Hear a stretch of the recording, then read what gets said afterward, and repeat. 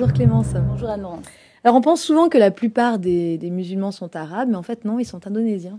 Exactement. Donc, on sait de l'Indonésie qu'il est donc le pays qui contient le plus grand nombre de musulmans. Il y a environ 240 millions de personnes en Indonésie.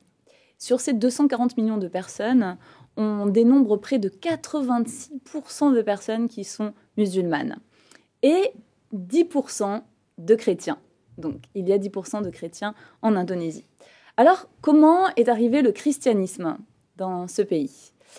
C'est au XVe siècle que les Portugais sont arrivés. Vous savez, c'est au moment de la conquête du Nouveau Monde. Eh bien, ils sont arrivés avec le catholicisme. Et puis, au XVIIe siècle, eh bien, il y a eu l'arrivée de Néerlandais. Ils ont commencé à implanter des églises. Et de là, ont commencé à naître les églises méthodistes, baptistes, ménonites, etc. Alors, qu'en est-il de la liberté religieuse en Indonésie? Difficile. C'est très difficile, surtout pour la minorité chrétienne. En fait, le gros problème est surtout celui du nombre de fermetures de lieux de culte et de la difficulté d'obtenir l'autorisation de construire un lieu de culte. Je vous propose de regarder une vidéo, et dans cette vidéo, on va voir un ensemble de chrétiens réunis sous une bâche, au milieu d'un brouhaha, au milieu de beaucoup de prières musulmanes. C'est très difficile pour eux. On regarde ça.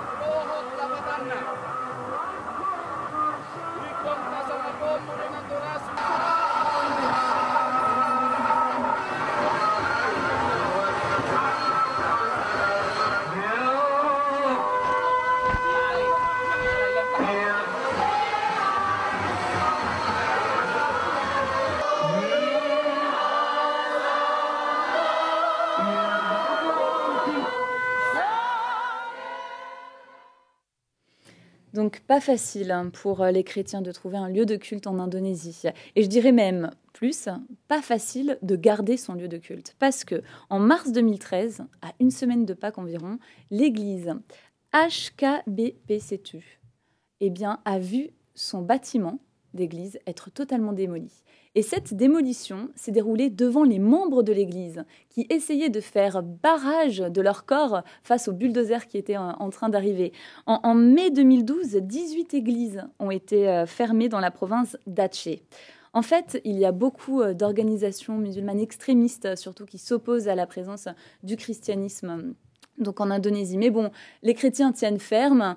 Effectivement, je pense à ces images donc, que j'ai pu voir où des chrétiens priaient sur les ruines de leur église. Et même sur les ruines, ils continuent de se rassembler donc. Merci Clémence. Bonjour Clémence. Bonjour Anne-Laurence. Alors on pense souvent que la plupart des musulmans sont arabes, mais en fait non, ils sont indonésiens. Exactement. Donc, on sait de l'Indonésie qu'il est donc le pays qui contient le plus grand nombre de musulmans.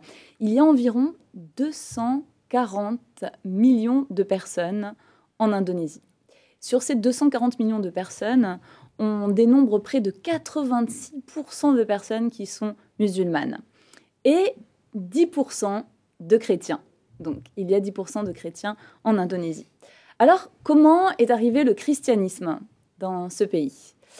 C'est au XVe siècle que les Portugais sont arrivés. Vous savez, c'est au moment de la conquête du Nouveau Monde. Eh bien, ils sont arrivés avec le catholicisme. Et puis, au XVIIe siècle, eh bien, il y a eu l'arrivée de Néerlandais.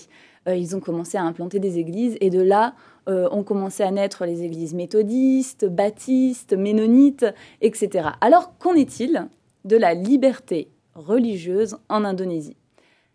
Difficile. C'est très difficile, surtout pour la minorité chrétienne. En fait, le gros problème est surtout celui du nombre de fermetures de lieux de culte et de la difficulté d'obtenir l'autorisation de construire un lieu de culte. Je vous propose de regarder une vidéo, Et dans cette vidéo, on va voir un ensemble de chrétiens réunis sous une bâche, au milieu d'un brouhaha, au milieu de beaucoup de prières musulmanes. C'est très difficile pour eux. On regarde ça.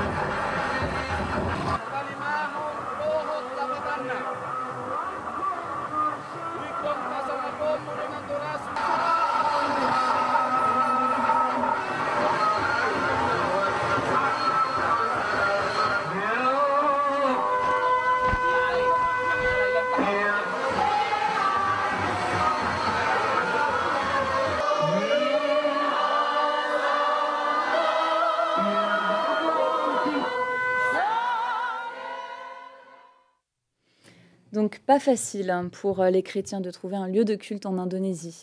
Et je dirais même plus, pas facile de garder son lieu de culte. Parce que en mars 2013, à une semaine de Pâques environ, l'église HKBP Setu a vu son bâtiment d'église être totalement démoli. Et cette démolition s'est déroulée devant les membres de l'église qui essayaient de faire barrage de leur corps face au bulldozer qui était en train d'arriver. En mai 2012, 18 églises ont été fermées dans la province d'Aceh. En fait, il y a beaucoup d'organisations musulmanes extrémistes, surtout qui s'opposent à la présence du christianisme donc en Indonésie. Mais bon, les chrétiens tiennent ferme. Effectivement, je pense à ces images donc, que j'ai pu voir où des chrétiens priaient sur les ruines de leur église. Et même sur les ruines, ils continuent de se rassembler donc. Merci Clémence.